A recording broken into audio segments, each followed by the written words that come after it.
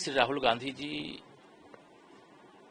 नेता प्रतिपक्ष हैं, लेकिन आज मैं यह कह सकता हूं कि देश को जिस प्रकार से आज आगे बढ़ाने वाले अत्यधिक परिपक्व माननीय प्रधानमंत्री जी मिले हैं, सत्ता पक्ष मिला है, उतना ही अपरिपक्व विपक्ष मिला है।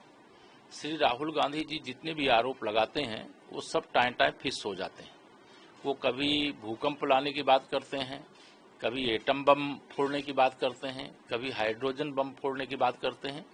यह विनाशवादी सोच का परिचायक है और यह पूरी कवायद इसलिए हो रही है क्योंकि उनको यह स्पष्ट पता चल गया है कि माननीय नरेंद्र मोदी जी के रहते हुए वह प्रधानमंत्री की कुर्सी तक नहीं पहुंच पाएंगे और यह सत्ता की व्याकुलता है।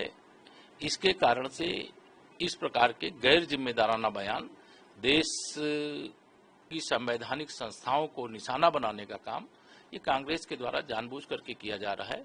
जैसे कोई विदेशी शक्तियों के हाथ में खेल रहा हो, उसी प्रकार का बयान श्री राहुल गांधी जी दे रहे हैं। तो राहुल गांधी ने बदलेगा, जेनजी का जिक्र किया। देखिए, ये मतलब अत्यधिक गैर जिम्मेदाराना इस प्रकार के बयान है, लेकिन उनको ये पता नहीं चलता है कि इस देश का युवा, इस देश का नागरिक पहले अपने देश के लिए करता है, देश के लिए जूझता है, देश के बारे में निर्णय करने का जब समय आता है वो निर्णय भी करता है। और यह कोई राजतंत्र वाली व्यवस्था नहीं है कि कौन रिपो होए हमें कहानी, चेरी छोड़ना होए बरानी।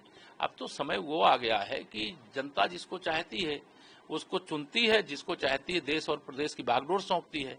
यह कांग्रेस लगातार चुनाव हार रही है, इसके कारण बौखला गई है और श्री राहुल गांधी जी जैसा भारत के इतिहास में अपरिपक्व नेतृत्व कभी देखने को नहीं मिला। सर, गृह मंत्री अमित शाह ने जिस तरह से भी बिहार में चुनाव होने वाला है, उससे पहले राहुल गांधी की यात्रा को बचाओ यात्रा है और अगर महागठबंधन की सरकार आती है तो घुसपैठ बढ़ जाएगा। देखिए, माननीय गृह मंत्री जी ने जो कहा है वो कोई गलत नहीं कहा है।